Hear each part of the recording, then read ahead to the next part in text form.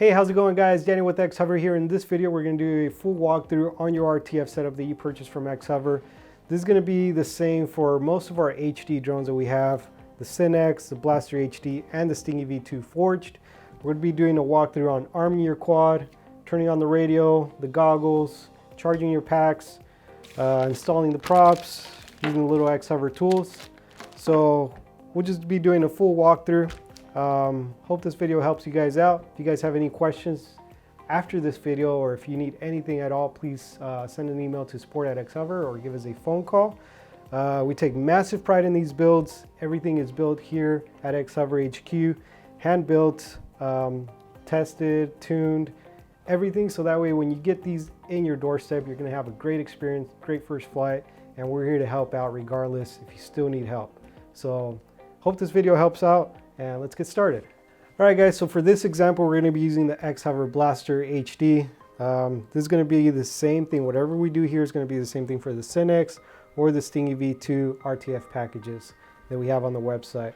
So when you receive the packages, the first thing you want to do is go ahead and open up your radio and start charging. It's going to take about 8 to 12 hours for a full charge. After you do the full charge, you want to go ahead and plug it into the computer. Go to DJI.com and download the update firmware software. So once you do that, you just want to make sure and check for the latest firmware. If there's the latest firmware, go ahead and update the controller, and you're going to want to do the same thing for the goggles. So on that same software, you can update the goggles, make sure you're running the same firmware. The drones do ship out with the latest firmware, so you don't have to do it, but I always say double check. You never know, an update might come in overnight. And once you go ahead and do that, we're going to go ahead and show you how to start charging the batteries, so that way you can get a full charge. Everything's updated on the firmware, and you're pretty much going to be good to go. So we're going to be using the D2. This is what's included in most of our RTF packages, and will most likely be included in your RTF package. It's a really great charger. So I'm going to show you guys how to charge the batteries with this charger. All right guys, charging your battery is actually very easy, especially when it comes using the D2 charger. That's one of the reasons we chose this charger. This is something we use here personally. We absolutely love this charger. It does everything we need it to be, and you can charge 2 batteries at once. So the first thing you want to do is plug in your 6L battery. It's not going to matter which port you use. So we'll go ahead and plug in the battery. You always want to make sure you plug in the balance lead. Once you plug that in, you're going to get a reading here of your battery cell voltage. So go ahead and press the number 1, and you're going to see all your voltage for the 6S.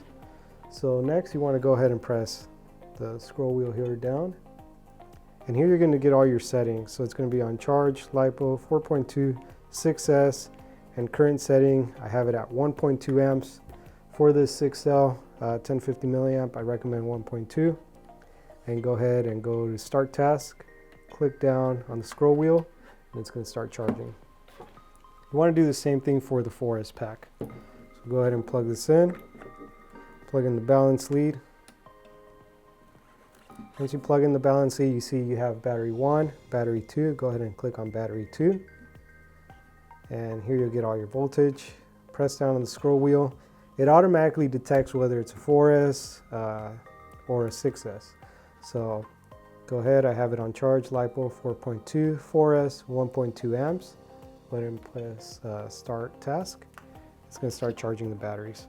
When the battery is fully charged, you'll hear a beep. You can just go ahead and unplug the battery, and then do the same thing for any other batteries that you have. So hope this was helpful. If you guys have any questions on charging the battery, feel free to contact us. All right guys, once you have your radio fully charged up, firmware is updated, goggles have updated firmware, go ahead and install your antennas. Doesn't matter which one goes on which port, you can just go ahead and screw those in. You have your 6S pack, and you have your 4S pack with the lead for the goggles. So the first thing you want to do is get to know your controller. There's only one mode on this controller, and that's ARM. You can go ahead and program other modes in Betaflight, such as auto level, but you'll see it has an ARM switch on here. That's going to arm the quad. So let's go ahead and turn on the controller. You want to go ahead and click it once, then when all the lights turn on, go ahead and click it again, and you'll see the lights come on and you'll hear beep, and that turns on the controller. Next thing you want to go ahead and do is turn on the goggles. Go ahead and just plug them in. And you should get video as soon as you plug it in. So we'll get our drone here, get our 6S pack. And we're only doing this, you want to make sure you do this without the props. This is just so you get to know the controller, know what the arm switch does. You can check out the video, change modes. You always want to do this without propellers in the beginning just to get to know it. It's very important. I always tell everyone is just be extremely careful with these. These will take out a finger. So anytime you're tuning it, anytime you're plugging it into the computer, anytime you have it on the bench, make sure you remove the props off. And that's pretty much it. So we'll go ahead and plug it in. You'll hear a sequence. And once the light on the controller turns green, it's pretty much bound. You can go ahead and check your video. We have video here.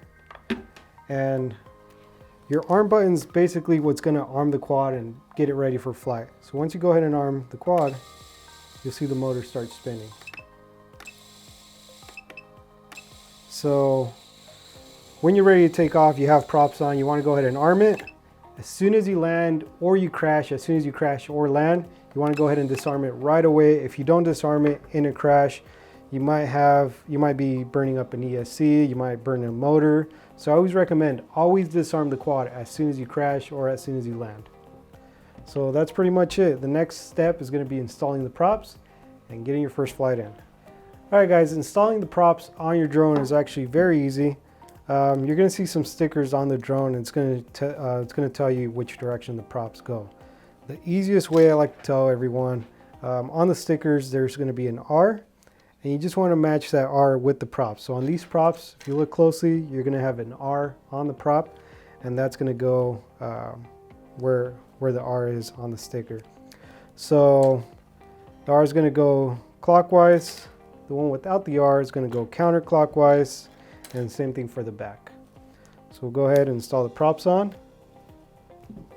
I'll do one as an example, and you want to go ahead and grab your Xhover tool, your prop tool here.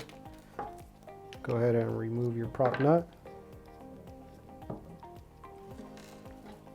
Go ahead and put in your prop. You want to try to push this in all the way down. So once you have it all the way down, go ahead and put your prop nut on there. And you want to go ahead and grab your tool and just start wrenching down. And you're going to get to the point where it's literally you can't wrench anymore. That's where you want to stop. You want to make sure you have a nice solid prop on there. Try to spin it around. It's not going to spin around. And you want to go ahead and do that for the rest of the sides, and then you'll pretty much be ready to go. All right guys, so once you have your props on, you're pretty much going to be ready for flight. Putting on the battery is pretty simple. If you have a GoPro, you kind of want to put the battery towards the back. I won't plug this in here because we're not going to be taking it out on flight, but you can go ahead and plug in your drone. Make sure that none of the wires are going to be dangling around and possibly hit the props. So I always like to put the XT60 through the battery pad, or not through the battery pad, through the battery strap and out to the side, and then just plug in the battery like that, so that way I don't have any wires hanging around.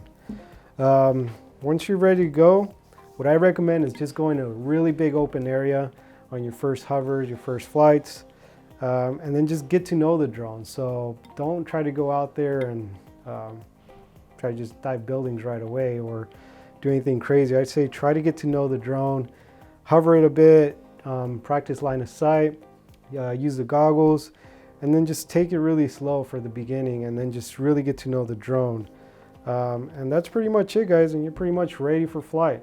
So I hope this video helped you guys out. If you guys have any questions, feel free to visit xhover.com. We take extreme pride in these builds. Each one is built here at Xhover HQ. If you guys have any questions at all, give us a call or send us an email. And again, guys, thanks for your purchase and thanks for watching.